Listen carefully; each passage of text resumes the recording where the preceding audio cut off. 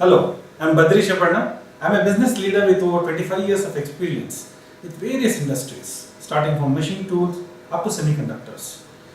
During the course of my engagement with various these industries, I have also held leadership roles for almost about 15 years. Today I'm going to talk about developing your leadership pipeline.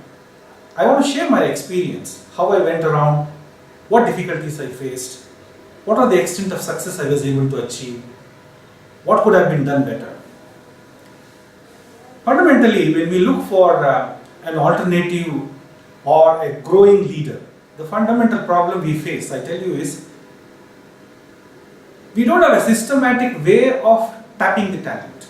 Most of the tapping of the talent takes place at the end of the year. We don't observe people. We observe them in performance alone, but we don't see them in their entire quality.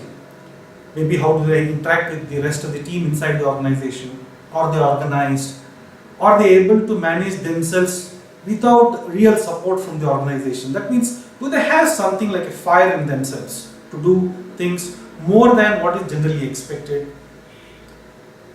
These are some of the things which are the starting points. As we go down, what happens?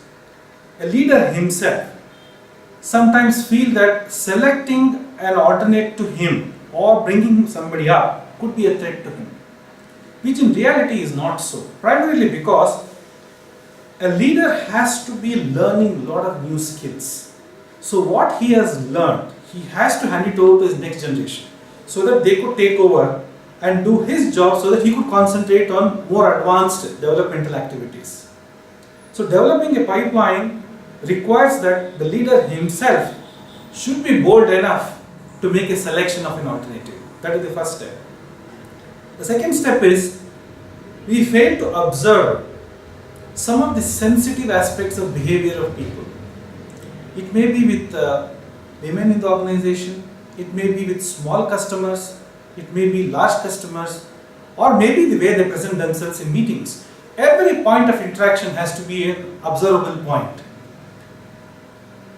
And most importantly, we have to have a mechanism to qualitatively and quantitatively identify a person or a group of persons who can do this kind of job. Leadership pipeline does not mean that you nominate another person in your place. It is primarily a phased preparation of the person. Some people can learn faster, some people are slow learners. We have to be sensitive to that, and we have to constantly involve in educating them, enhancing their skills, maybe recognize their talents, and also seek opinion from their neighborhood with whom they interact. So developing a leadership pipeline is not a simple activity whereby you say that after me somebody else will take over. It's not so. Most of the times leaders make a mistake that they select a person who has qualities for the current needs. It is not enough. All leaders have to look at the future requirements of the role, the job, and the leadership. So a person who seemingly appears aggressive today probably is a person, if he can be molded, will be a better leader tomorrow. This requires that the leader who selects the next generation of leaders is sensitive to the future. So I would say developing a pipeline is not an easy task.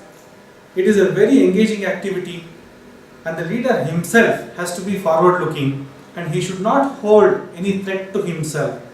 He should have an open mind, and he should have the courage to say certain things to the new generation of people also.